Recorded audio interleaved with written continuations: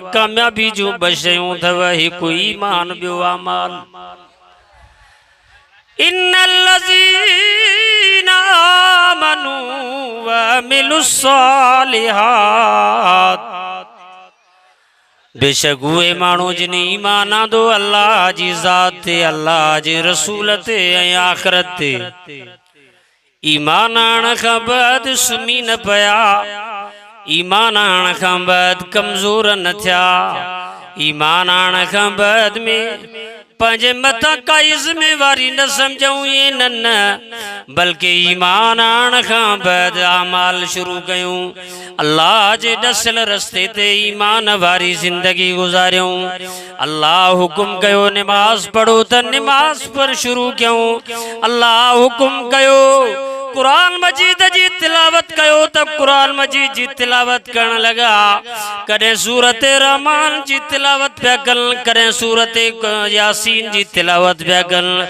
अमाल ऐं ईमान ॿई शयूं मुसलमान जो सिंगार अथव। दुनिया में ईमान ऐं अमाल सां ज़िंदगी गुज़ारींदो, हिते भी इज़त मिलंदसि त आख़िरत में भी इज़त मिलंदसि।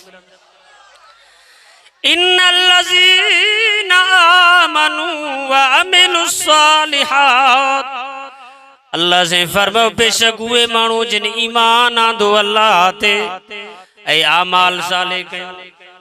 आमाल साले चइबो आहे जंहिंमें अल्लाह ऐं अल्लाह जे रसूल जो हुकुम हुजे, कुछ नबी जा हुकुम, कुछ रब जा हुकुम, सब अखियुनि ते रखी करे मञे करे जिंदगी गुज़ारियूं। इनखे आमाल वारी जिंदगी चइबी आहे। असांजा कुराड़ा निमाज़ी अच्छी ॾाढ़ी वारा 70-80 साल वारा चाचा त काॾे पियो वञे, चए वञा पियो मस्जिद रे। बाबा हाणे त तोखे कमज़ोरी आहे, तोखे त जेको आहे सो लागरी आहे, तोखे त नज़र में कमज़ोरी आहे। चाचा हाणे घर में निमाज़ पढ़, छो थो मस्जिद वञे? त चाचो पियो चवे मां जवानीअ खां मस्जिद वेंदो आहियां, मूंखे मज़ो ई नथो अचे जो मां घर में निमाज़ पढ़ां। यार मां जेसि ताईं मस्जिद न वेंदो आहियां मूंखे मज़ो न ईंदो आहे। इनखे चइबो आहे आमाल वारी ज़िंदगी। अच्छी ॾाढ़ी सां 70 साल जी उमिरि आहे, पर मस्जिद खां सवा निमाज़ में मज़ो नथो अचे, इहो आमाल अथव। घर में निमाज़ पढ़ी सुकून न आयो, तसल्ली न आई, छो त दिल सां ताल्लुक़ मस्जिद सां हुयो। मां नथो चवां मदीने जे साईं सल्लल्लाहु अलैहि वसल्लम जन फरमायो सबअतु युज़िल्लुहुमुल्लाहु फी ज़िल्लिही यौम ला ज़िल्ल इल्ला ज़िल्लुहु, इमामुन आदिलुन शाबुन नशा फी इबादतिल्लाह, रजुलुन क़ल्बुहु मुअल्लकुम बिल मसाजिद, रजुलान तहाब्बा फिल्लाहि इज्तमा अलैहि व तफर्रका अलैहि। अल्लाह महबूब जी हदीस तव्हां जे साम्हूं अर्ज़ पियो कयां। नबी से फरमायो क़यामत जो ॾियारो एॾो ॾुखियो हूंदो जो 50 अल्फन यौमा, 50,000 साल जो हिकिड़ो ॾियारो हूंदो। सिज नेज़े पान मथां अची बीहंदो, ज़मीन टामे वांगुरु तपी वेंदी। पीउ पुट खे न सुञाणींदो, पुट बाबे खे न सुञाणींदो। न्याणी अम्मा खे ॾिसी भॼी जान छॾाईंदी। अम्मा पंहिंजी औलाद खां बेज़ार थी परे थी वेंदी। इहो क़यामत जो ॾियारो अचण वारो आहे। 50 अल्फन यौमा, 50,000 साल जो हिकिड़ो ॾियारो हूंदो। उन में कोई भी कंहिंजी सिफारिश न करे सघंदो सवा अल्लाह जे प्यारे मोहम्मद मुस्तफ़ा ऐं कलामुल्लाह खां सवा, शहीदन हाफ़िज़न क़ुरान वारनि खां सवा कोई कंहिंजी नफ़्स जी जान न छॾाए सघंदो। पर उन ॾियारे ते मुंहिंजी साईं सल्लल्लाहु अलैहि वसल्लम जन फरमायो 7 क़िस्मनि जूं जमातूं ऐं टोला हूंदा जिन खे अल्लाह सॾु करे फरमाईंदो तव्हां गर्मीअ में न बीहो, तव्हां मुंहिंजे अर्श जी छांव जे हेठां बीहो। अब तव्हांजो इरादो आहे इंशाअल्लाह अल्लाह असांखे गर्मीअ खां बचाए पंहिंजे अर्श जी छांव नसीब करे। जंहिंजो शौक़ आहे त चओ इंशाअल्लाह तयारी कंदासीं, चओ इंशाअल्लाह तयारी कंदासीं। असां तैयारी कई आहे ज़मीन जे लाइ, असां तैयारी कई आहे जायदाद ऐं प्लाटनि जे लाइ, असां तैयारी कई आहे पंहिंजे औलाद खे नौकरी वठी ॾियण जे लाइ, असां तैयारी कई आहे पंहिंजे औलाद खे पैसो ऐं माल जमा करण जे लाइ। पर ओ मुस्लमानो, असां तैयारी न कई आहे त मौत जी तैयारी न कई आहे, असां तैयारी न कई आहे त आख़िरत जी तैयारी न कई आहे, असां तैयारी न कई आहे त सुन्नत ऐं जेको ईमान वारे ज़िंदगीअ जे लाइ तैयारी न कई आहे। हालांकि भली ज़िंदगी ईमान वारी ज़िंदगी आहे, भली ज़िंदगी क़ुरान मजीद जी मोहब्बत वारी ज़िंदगी आहे, भली ज़िंदगी क़ुरान मजीद सां ताल्लुक़ ऐं निस्बत वारी ज़िंदगी आहे, भली ज़िंदगी मोहम्मद मुस्तफ़ा जे सुन्नत सीरत वारी ज़िंदगी आहे। इन्ही जी करे अल्लाह ताला क़ुरान मजीद में फरमायो, लक़द कान लकुम फी रसूलिल्लाह उस्वतुन हसन। तव्हां समझो वा सोने कपड़े में जेको इज्जत आहे, तव्हां समझो वा माल ऐं जायदाद ऐं ज़मीनुनि में इज्जत आहे, पर मुंहिंजे महबूब मोहम्मद मुस्तफ़ा खे रब फरमायो, मुंहिंजा महबूब जेको तुंहिंजे सुन्नत ते अमल करे सादगी वारी ज़िंदगी गुज़ारे, मां अल्लाह उनखे दुनिया में भी कामयाब कयो आहे त आख़िरत में भी कामयाब। कामयाबी गरीबी में भी थव, कामयाबी माल ऐं दौलत में भी थव, पर सुन्नत वारी ज़िंदगी में कामयाबी थव। लक़द कान लकुम फी रसूलिल्लाहि उस्वतुन हसन। फरमाए सोने में सोनो तरीको नबी जो रस्तो थव, सोने में सोनो तरीको मोहम्मद मुस्तफ़ा जी सुन्नत थव। उथण में, वेहण में, खाइण में, पीअण में, शादीअ में, गमीअ में, हर हाल में मोहम्मद मुस्तफ़ा जी सुन्नत हुजे, या वॾे में वॾी कामयाबी आहे। असां कामयाबी इनखे समझोसीं जंहिंखे माल घणो हुजे, दौलत घणी हुजे, जंहिंजो नालो वॾो हुजे। हे मीर साहब आहे, हे खान साहब आहे, ही ज़मींदार साहब आहे। हाणे साहब हुजण सां हुनजी इज़त त वधंदी, लेकिन मौत त ईंदो, क़बर ठहंदी। जियां हारी ऐं मज़दूर खे क़बर में सुम्हारियो वेंदो, ईअं मीर साहब खे भी कमर में सुम्हारियो वेंदो, पर उन क़बर में एसी न लॻंदी, उन क़बर में जेको सो पखा न लॻंदा, उन क़बर में जेको कोई इंतज़ाम न कयो वेंदो।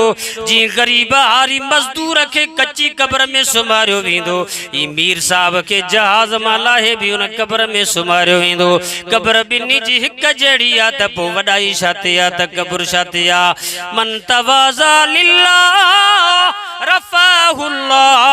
मुझे साईं सल्लल्लाहु अलैहि वसल्लम जन फरमायो, जेको पाण खे निवड़त ऐं आजिज़ में ज़िंदगी गुज़ारींदो, अल्लाह उनखे सभिनी खां मथे करे छॾींदो।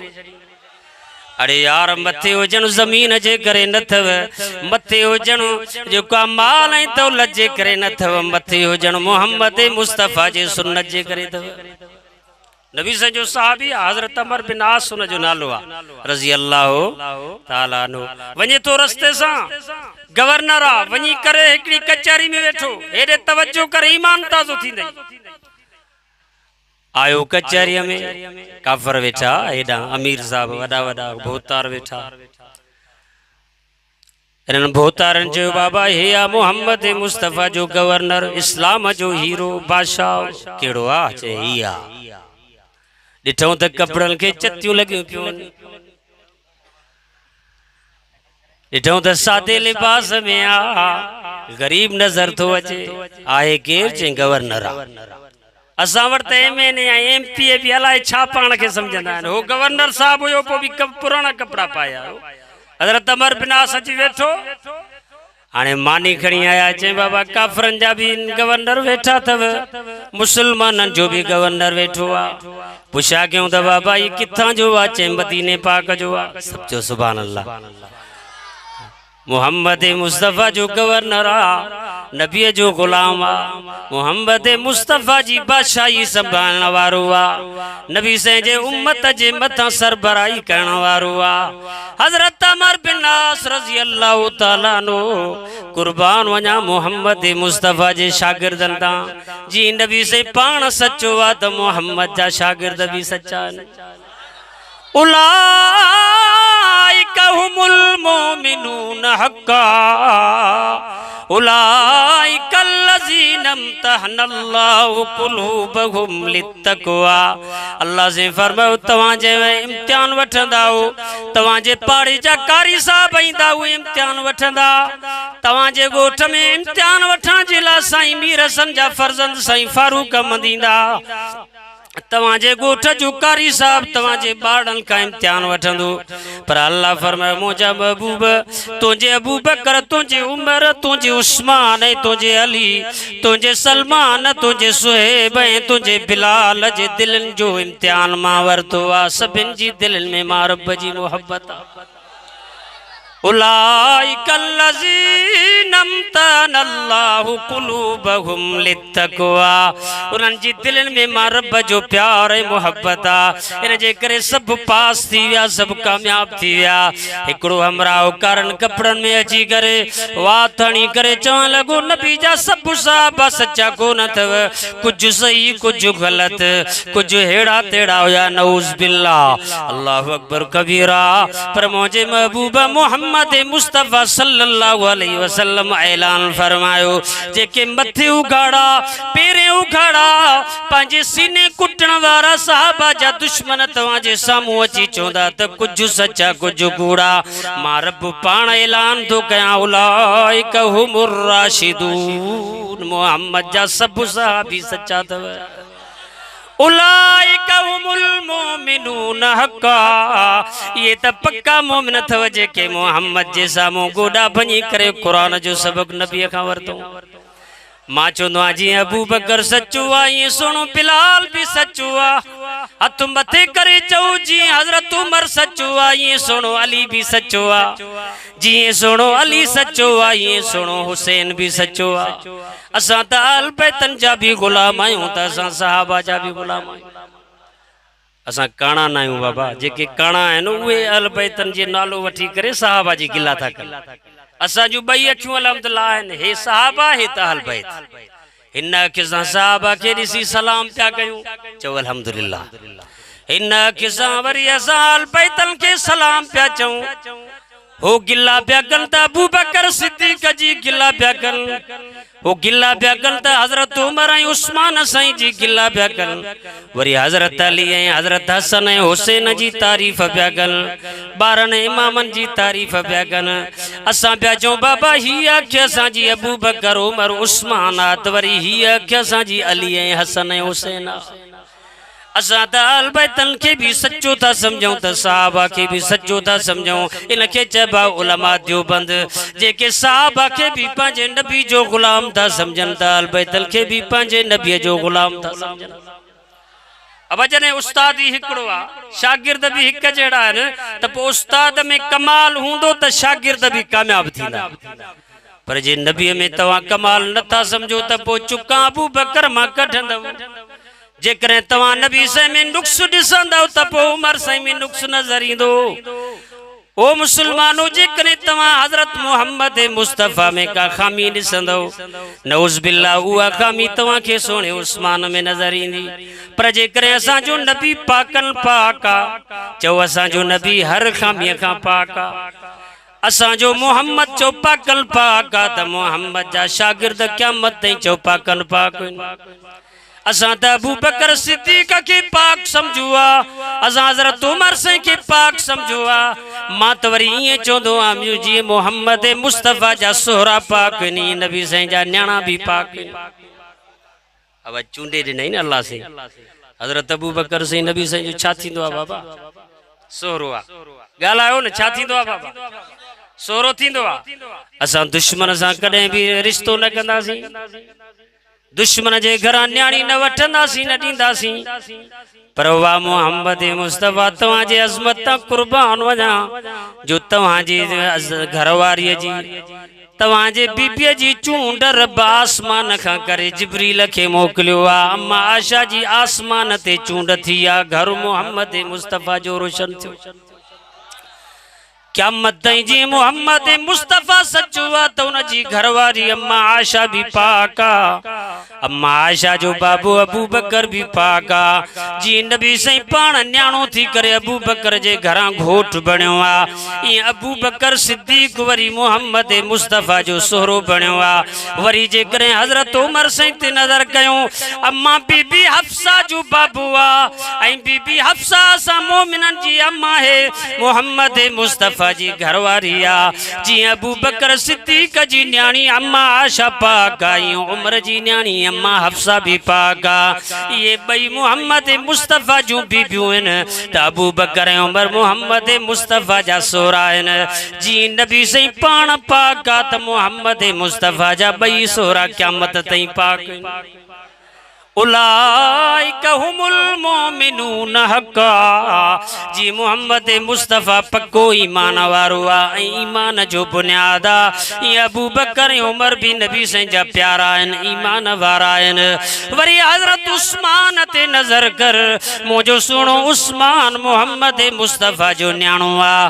हिकड़ी न्याणी ॾिनऊं वरी उहा न्याणी वफ़ात करे वई। मुझे साईं फरमायो उस्मान छो गमगीन थियो आ, जैसे पहिरियां त मां तव्हां जो न्याणो पियो सरजाइण जे करे मां उस्मान ख़ुशि पियो थियां त मां नबी से जे घर मां घोट थी आयो आहियां, नबी से मुंहिंजा सोहरा बणिया आहिनि। मुंहिंजे साईं फरमायो घबरा न पुट, उस्मान बीबी मुंहिंजी न्याणी आहे, मां तो उस्मान खे ॾियां थो। वरी कुझु वक़्त खां बाद में नबी से जी न्याणी वफ़ात करे वई। हज़रत उस्मान रोअन पिया। नबी से फरमायो उस्मान रोई छो थो, चइसि मां त तव्हांजी न्याणियुनि जे करे नूरन पियो सरजा, बिन नूरन जो मुर्सो ऐं शोहर पियो सरजा।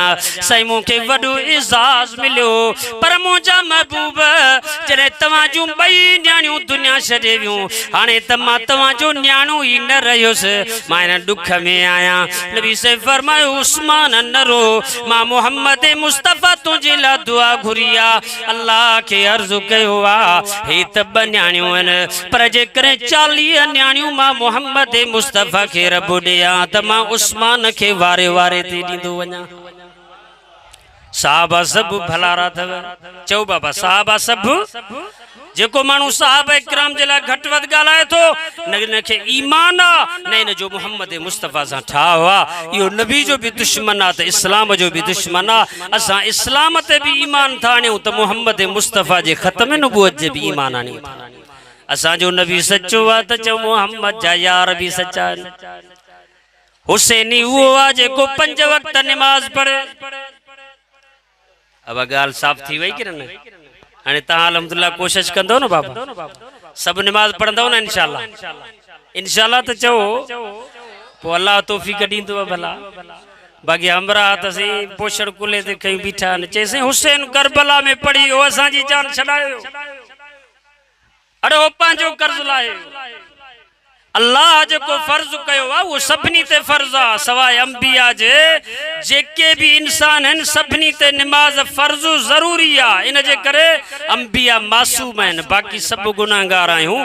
पोइ बि हुसैनी उहो आहे जेको हज़रत हुसैन करबला जे मैदान में तलवारुनि जे बरसात में भी नमाज़ कज़ा न कई। हाणे जे करे तव्हां ऐं असां हुसैनी सॾायूं था त चओ इंशाअल्लाह 5 वक़्त नमाज़ पढ़ंदासीं। अब बेनमाजी जो हज़रत हुसैन सां कोई वास्तो ना है।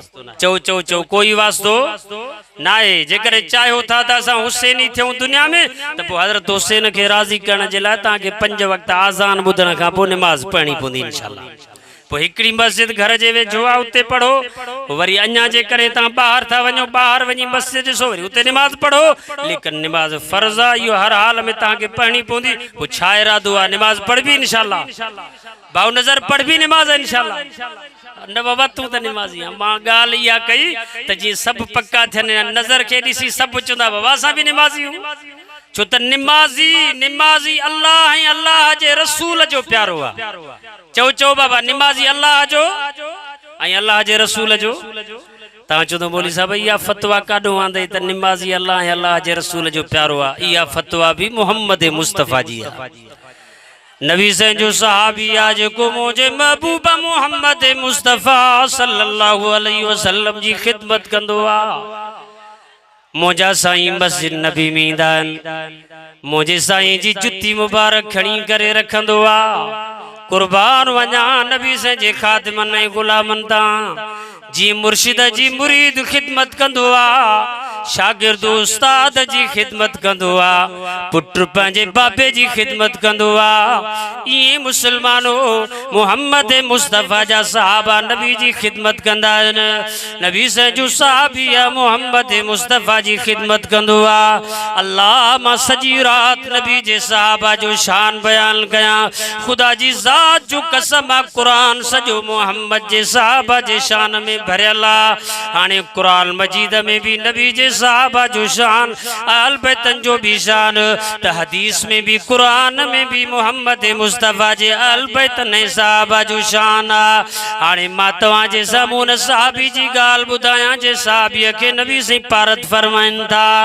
असां निमाज़ हिकड़ी छा पर 40 साल जिंदगी जा गुज़री विया असां जो नौजवान निमाज़ पढ़ण जे लाइ तैयार न आहे अफ़सोस आहे मुसलमान जे मथां माल जे लाइ टाइम आहे ज़मीन जे लाइ टाइम आहे दुकान जे लाइ टाइम आहे कारोबार जे लाइ टाइम आहे पर नाहे टाइम त मुसलमान खे निमाज़ ऐं फ़र्ज़ जो टाइम न आहे अफ़सोस करणो थो पए मुसलमान जे मथां हालांकि मुसलमान वाइदो कयो आहे ऐं असां सभिनी वाइदो कयो आहे अब कंहिंसां वाइदो कयो आहे कंहिंसां अल्लाह सां वाइदो कयो आहे कहिड़ो ला इलाहा इल्लल्लाह चओ चओ चओ ॾाढा ॾाढा चओ ॾाढा ॾाढा ॾाढा चओ बाबा ला इलाहा इल्लल्लाह ला इलाहा इल्लल्लाह ला इलाहा इल्लल्लाह ला इलाहा इल्लल्लाह ओ मुंहिंजा रब जीअं तुंहिंजो हुकुम थींदो असां मञींदासीं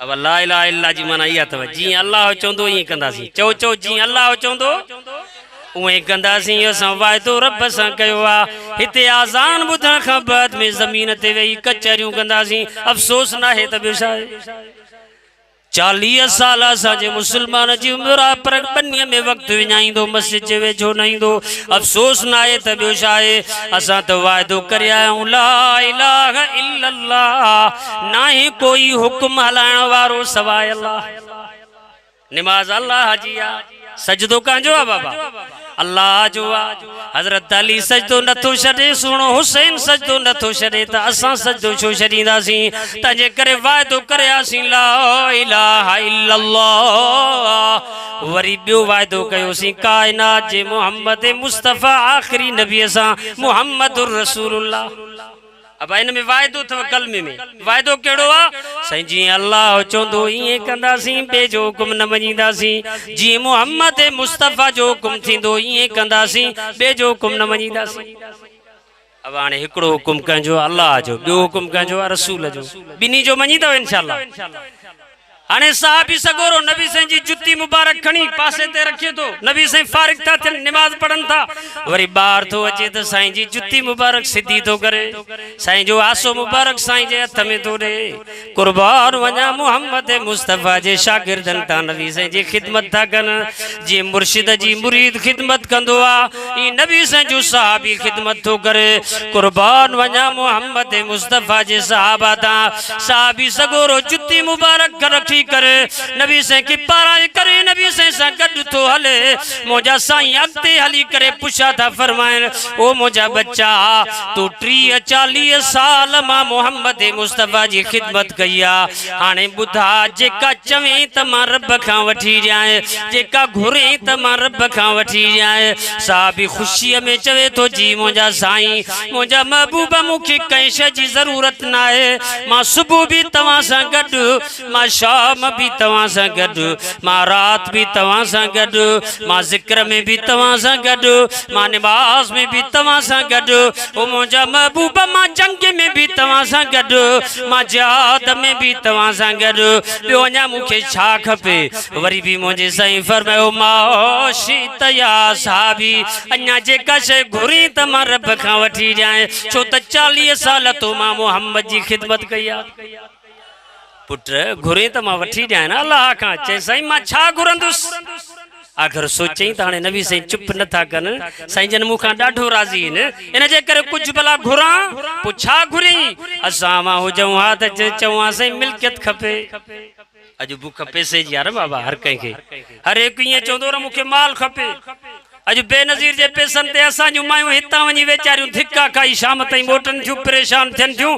पोइ बि घर वारे सां नथियूं मञनि त अॼु धिका मिलिया आहिनि आसरो मिलियो आहे वरी फलानी तारीख़ ते मिलंदा पैसा परेशान ॿई आहिनि जीअं मुड़ुस परेशान थी ज़ाल वरी हे मुछ खे वटि ॾेई घर वेहंदो तूं वठी आ वञी पैसा अरे वञेसि न मुड़ुस माण्हू आहे त गॾियो वञेसि अलाह जा बाना पोइ बि धिका खाई वेचारी वठण वेंदी हे हमरा घर वेठो हूंदो हे मुड़ुस बि सॾाईंदो वरी त मां साईं दिलेर आहियां अदा तूं दिलेर न आहे तूं भाड़ियो आहे जो तूं माईअ जे मथां पैसा रखिया आहिनि त तूं वठी आ त पोइ खावां इहा नफ्स जी खुशी कदें भी तोखे महसूस न थींदी चो जॾहिं दीन ईंदो इस्लाम ईंदो नमाज हूंदी त इंशाअल्लाह चो रूह खे राहत नसीब थी अब कोशिश कंदो इंशाअल्लाह हथ मथे करे चो 5 वक्त नमाज पढ़ंदासीं इंशाअल्लाह पंहिंजे बचड़नि खे बि पढ़ाईंदो नमाज इंशाअल्लाह ऐं साईं वाहिद बख्श जी मेहनत रंगुलातो आहे इंशाअल्लाह जेके बचड़ा कुरान पढ़ायो थई इंशाअल्लाह ताला उन्हनि खे अल्लाह सीने में कुरान जो नूर नसीब कयो ऐं साईं जे कब्र ते इंशाअल्लाह रहमत जो मींहुं वसंदो छो त नबी से फरमायो सल्लल्लाहु अलैहि वसल्लम पाण फरमायो वफ़ात खां बाद में हिकिड़ो माण्हू दुनिया छॾे हलियो वियो पर इल्मु युंतफ़उ बिही पाण फरमायो शागिर्दनि खे कुरान जो इल्म पढ़ाई मोहम्मद मुस्तफ़ा जी हदीस शागिर्दनि खे पढ़ाई नमाज सेखारियईं दीन सेखारियईं पाण दुनिया छॾे कब्र जो महिमान बणिजी वियो पर अल्लाह उनखे कब्र में उनजो सवाब ॾींदो जेको ज़िंदगीअ में शागिर्दनि खे पढ़ाई हाणे उस्ताद जेके शागिर्द पैदा कया वरी उहे उस्ताद बणिजी शागिर्दनि खे पढ़ाइण लॻा वरी उन्हनि जा शागिर्द थी वरी उस्ताद बणिजी विया अल्लाह क़यामत ताईं जेको ऐसो साईं वाहिद बख्श रहमतुल्लाह अलैह जेकी महिनत करे शागिर्द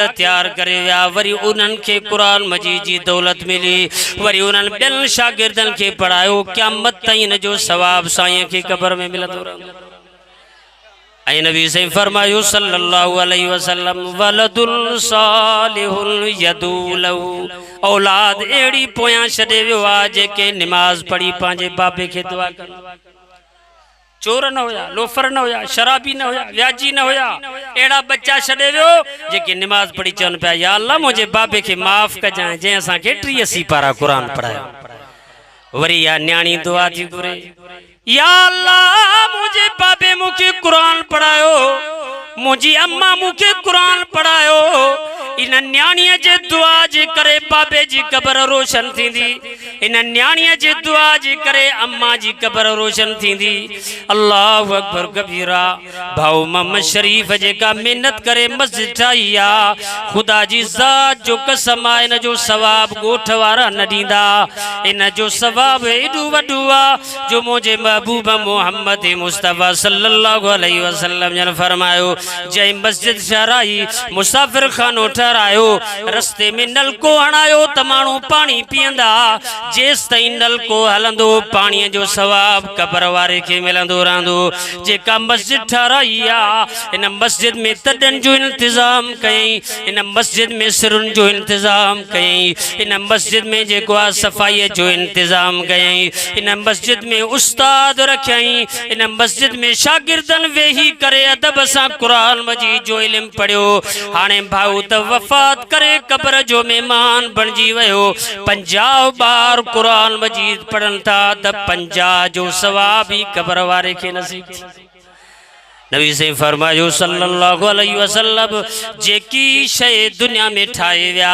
उन जो अजुर क़यामत ताईं उन खे मिलंदो रहंदो वॾे में वॾो सवाब मस्जिद जो आहे बाबा मस्जिद जेस ताईं कायम होंदी निमाजी नमाज पढ़ंदा जंहिं तामीर कई आहे उन जे कब्र ते रहमत जो मींहुं बरसात वांगुरु वसंदो तंहिंजे करे दुआ कयो अल्लाह सां सभिनी खे इहो जज़्बो नसीब फरमाए इएं न सम्झो त हिकिड़ो माण्हू मस्जिद जी ख़िदमत करे थो बाबा असांखे ज़रूरत न आहे इहो ग़लति आहे छो त कलमो असां बि पढ़ियो आहे ऐं मस्जिद ईमान वारा ठाहींदा इन्नमा यामुरु मसाजिद अल्लाह मन आमना बिल्लाह।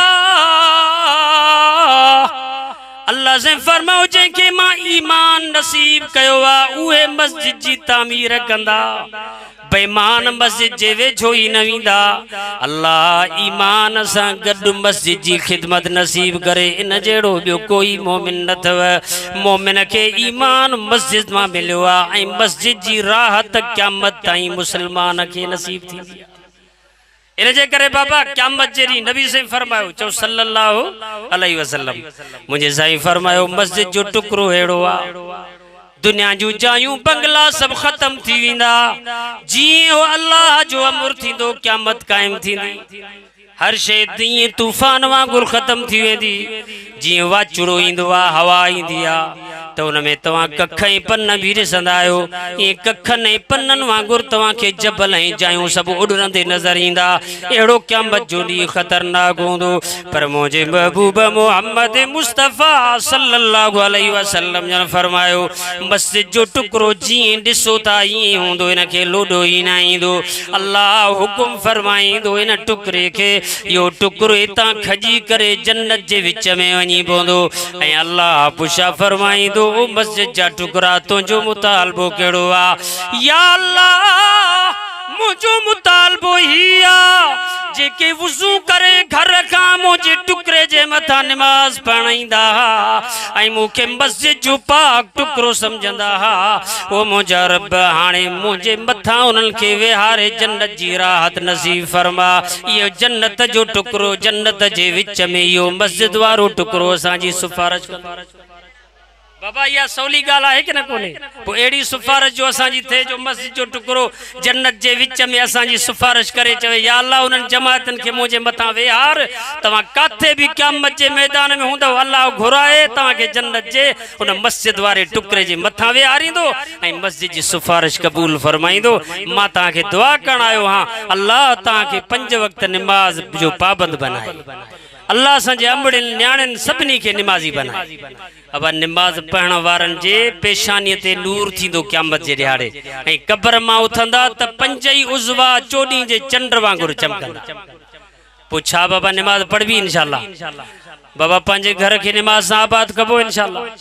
मां खे का अजीब ॻाल्हि ॿुधायां, जेके माण्हू ज़िक्र कंदा आहिनि न ला इलाहा ॾाढियां ला इलाहा इल्लल्लाह, जेके माण्हू ज़िक्र कंदा आहिनि इहे नबी साईं फरमायो ज़िंदह जे मिसल अथव ऐं जेके ज़िक्र न कंदा आहिनि मुंहिंजे साईं फरमायो इहे मोलनि जे मिसाल अथव। माना अल्लाह जो नालो जेको नथो वठे न इहो ॼण दुनिया में ई मोल आहे। मस्जिद जे वेझो नथो वञे न ॼण इहो दुनिया में ई मोल आहे। पर जेको माण्हू मस्जिद जी निमाज़ पढ़े थो, अल्लाह जो फ़र्ज़ अदा करे थो, अल्लाह इनखे वफ़ात खां पोइ बि इन जो नालो रोशन थो करे। अब हेॾे तवजो कयो, तव्हांजो ईमान ताज़ो कयां। हज़रत साईं ताज महमूद अमरोटी रहमतुल्लाह अलैहि, अल्लाह साईं जंहिंजी कबर ते करोड़ा रहमतूं नाज़िल फरमाए। साईं ताज महमूद अमरोटी दरगाह अमरोट शरीफ, हज़रत साईं पंजाब जे इलाके में वया। साईं ताज महमूद अमरोट जो कंहिं सां ताल्लुक़ न हुयो। रस्ते में ॾिठऊं त हिकिड़ी मस्जिद आहे, वञी करे निमाज़ पढ़ियूं, मगरिब जी निमाज़ पढ़ियूं। हुते जमाती हिकिड़ो आयो, चए साईं तव्हां केरु आहियो? तव्हां ॾाढा सुहिणा आहियो, हसीन आहियो, जमील आहियो। साईं जन फरमायो मां अमरोटी हाँ, मां सैयद हाँ। चएसि सैयद आयो त पोइ मुंहिंजे लाइ दुआ कयो। मगरिब जी निमाज़ पढ़ी वेही रहिया। वरी उहो साॻियो अमरा आयो इशा ते, चए साईं हिते आयो? चए हा वदा मां हिते आहियां। चएसि पोइ महिरबानी फरमायो राति मुंहिंजी मानी खाओ, सुभाणे तव्हांखे इजाज़त आहे। हज़रत साईं ताज महमूद अमरोटी रहमतुल्लाह अलैहि इशा जी निमाज़ पढ़ी करे वेही रहिया। हो हमरा घर वयो, मानी खणी आयो, 3 मानियूं खणी करे हज़रत साईं ताज महमूद अमरोटी जे साम्हूं रखियईं।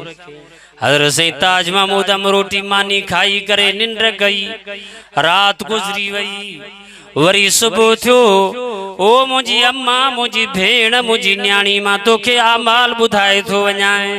मता तू समझे त कंहिंजे शादीअ में सेहरा चवण सवाब आ या ना चई गानो करण सवाब आ। न वॾो गुनाह थी। कुरान मजीद जी तिलावत करणो, घर में मुसल्लो विछाए निमाज पढ़णो वॾे में वॾो एजाज़ थी। दुनिया में भी इज्जत, आखिरत में भी इज्जत, तुझो घर भी आबाद। हाणे हज़रत सईद ताज महमूद अमरोटी रहमतुल्लाह अलैह रात जो निंड कई सुबह जो थिया। उ साॻियो ई हमरा जी करे चवण लॻो मुंहिंजा साईं महिरबानी फरमायो मूंखे ॿुधायो जे अॼु हिते आयो त मां इंतज़ाम कयां असांजी मानी खाओ। हज़रत साईं सैयद ताज महमूद अमरोटी रहमतुल्लाह अलैह फरमायो हाओ पुट अॼु रात भी मां हिते आहियां सुभाणे वेंदुसि। चइसि पोइ महिरबानी फरमायो मुंहिंजी मानी तव्हां खाओ।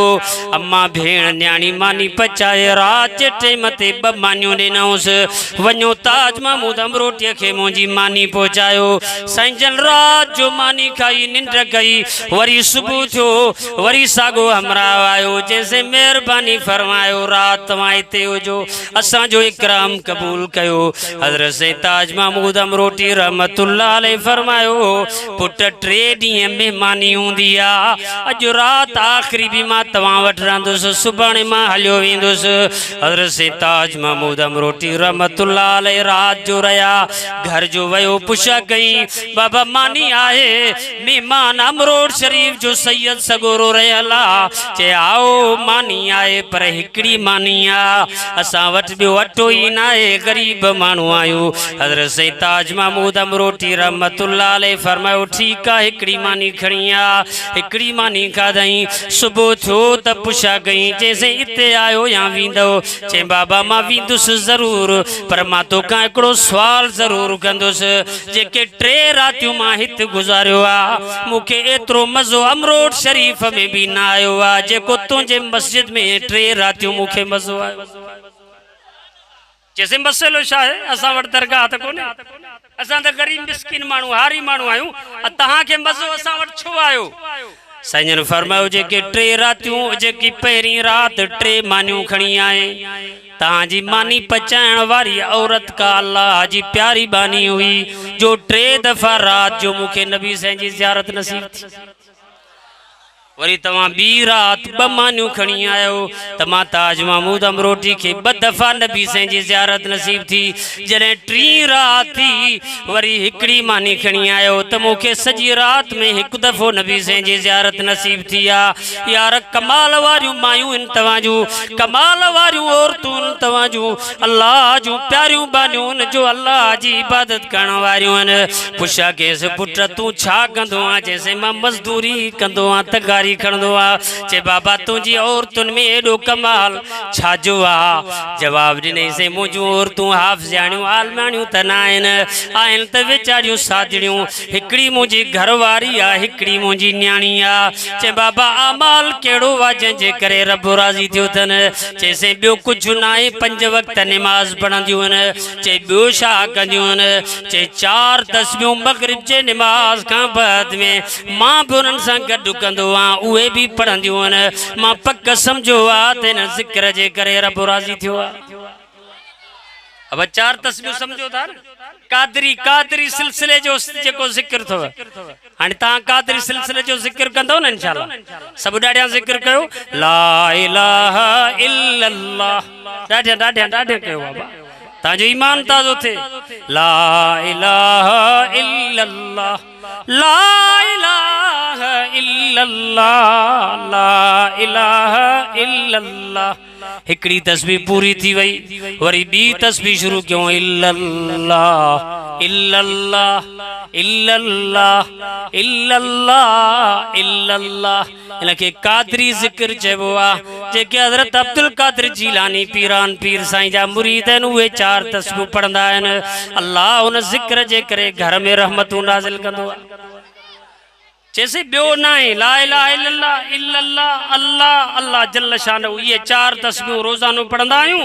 मुंहिंजी घरवारी मुंहिंजी न्याणी ये तस्बीह पढ़ंदियूं न। अल्लाह इन जे सदके उन्हनि जे मानी खाइण जे करे तव्हां ताज महमूद अमरोटीअ खे मोहम्मद मुस्तफ़ा जो दीदार नसीब कयो आहे।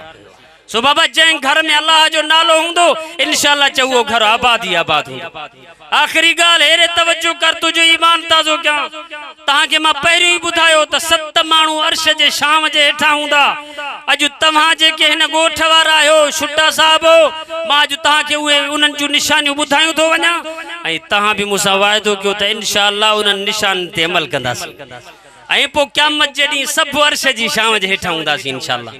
अवा पहिरें नंबर ते जेको असांजो बादशाह, जेको असांजो हाकिम आहे, उनखे अल्लाह क़यामत जे ॾींहुं अर्श जी छांव नसीब कंदो। जेको रैयत सां भलो हले, हुक्मरान हुजे पर इंसाफ़ वारो हुजे, इमामुन आदिलुन इंसाफ़ वारो बादशाह आहे जंहिंखे अर्श जी छांव नसीब थींदी। ऐं ॿिए नंबर ते नबी साईं फरमायो, शाबुन नशफी इबादतिल्लाह, जेको जवानीअ में अल्लाह जी निमाज़ पढ़े, इबादत करे, ज़िक्र करे। अॼु असां जवानीअ में सिगरेट पींदासीं, जवानीअ में जेको आहे ज़िनाऊं, जवानीअ में जेको आहे बेहयायूं, जवानीअ में क्रिकेट जी रांदि, जवानीअ में अल्लाह जे घर खां परे, जवानीअ में वालिदैन जी ख़िदमत खां महरूम। पर जेकॾहिं जवानीअ में अल्लाह जी इबादत कंदासीं, नबी साईं फरमायो इन नौजवान खे अल्लाह अर्श जी छांव नसीब कंदो। चओ इंशाअल्लाह जवानी में नमाज़ पढ़ंदासीं। ऐं 3 नंबर ते नबी साईं फरमायो, रजुलुल क़ल्बुहु मुअल्लकुम बिल मसाजिद। साईं जन फरमायो, जंहिंजी दिल मस्जिद सां अटकियल हुजे, क़यामत जे ॾींहुं अल्लाह उनखे बि अर्श जी छांव नसीब कंदो। बनीअ में बारे में बीठो आहे पर ख़्याल निमाज़ ॾे अथसि, दुकान ते बीठो आहे पर ख़्याल निमाज़ ॾे अथसि। क़ल्बुहु मुअल्लकुम बिल मसाजिद, जंहिंजी दिल मस्जिद सां अटकियल आहे, हर वक़्तु दिल में ख़्याल निमाज़ ॾे अथसि। नबी साईं फरमायो, इन नौजवान निमाज़ीअ खे बि क़यामत जे ॾींहुं अल्लाह मस्जिद जे सदके अर्श जी छांव नसीब कंदुसि। 4 नंबर ते मुंहिंजे साईं फरमायो, रजुलान तहाब्बा फिल्लाह इज्तमा अलैहि व तफर्रका अलैहि। 2 माण्हू हुया जिन जी मुहब्बत अल्लाह जे रज़ा जे लाइ हुई, अल्लाह ॿिन्ही खे अर्श जी छांव नसीब कई। 2 माण्हू मुहब्बत अल्लाह ख़ातिर रखी अथऊं, दीनदारी जे करे, कलमे जे करे, अल्लाह ॿिन्ही नौजवान खे सॾु करे पंहिंजी अर्श जी छांव नसीब कंदो। अब घणा थिया? 5। 6 माण्हू हूंदो। नबी साईं फरमायो, रजुलुन ज़करल्लाह खालियन फफाज़त ऐना। मुझे साईं फरमायो, रोए थो अल्लाह जे ख़ौफ़ खां पर अखियुनि मां पाणी थो वहे, गिटनि ते निशान पाणीअ जा ठही वियसि। पुछा था कयोसि, बाबा छो थो रोए? चई, अल्लाह जे ख़ौफ़ खां थो रोआं, मुंहिंजी जवानी जा गुनाह मूंखे यादि था अचनि, मतां रब माफ़ करे अलाए न करे, इन जे करे रोआं थो त रब माफ़ कंदो अलाए न कंदो। नबी साईं फरमायो, इन्हनि ॻोढ़नि जे करे अल्लाह क़यामत जे ॾींहुं सॾु करे उनखे पंहिंजे अर्श जी छांव नसीब फरमाईंदो। शाला अल्लाह असांखे रोहण नसीब करे। ऐं 6 माण्हू हूंदो। नबी साईं फरमायो सल्लल्लाहु अलैहि वसल्लम, रजुलुन दातुहु इमरातुन ज़ातु हस्बिन व जमाल फ़क़ाल इन्नी अख़ाफ़ुल्लाह। नबी सल्लल्लाहु अलैहि वसल्लम जन फरमायो, हिकिड़ो माण्हू आहे बाबा, जंहिंखे औरत गुनाह ॾे सॾु थी करे, हेॾे तवजो कयो, औरत गुनाह ॾे सॾु थी करे, हेॾे आ त मां तोसां मुलाक़ात कयां बग़ैर निकाह जे। पर नौजवान जे अखियुनि में हया हुआ, अल्लाह सां मुहब्बत आहे, रसूल सां प्यार आहे। नौजवान चए थो, इन्नी अख़ाफ़ुल्लाह, ओ मुंहिंजी भेण मूंखे गुनाह ॾे न सॾ, मुंहिंजो रब नाराज़ थींदो, मां इहो कमु न कंदुसि। नबी साईं फरमायो, अल्लाह इन नौजवान खे जे ज़िना खां पाण खे बचायो, सॾु करे फरमाईंदुसि, तूं गर्मीअ में न बीह, तूं मुंहिंजे अर्श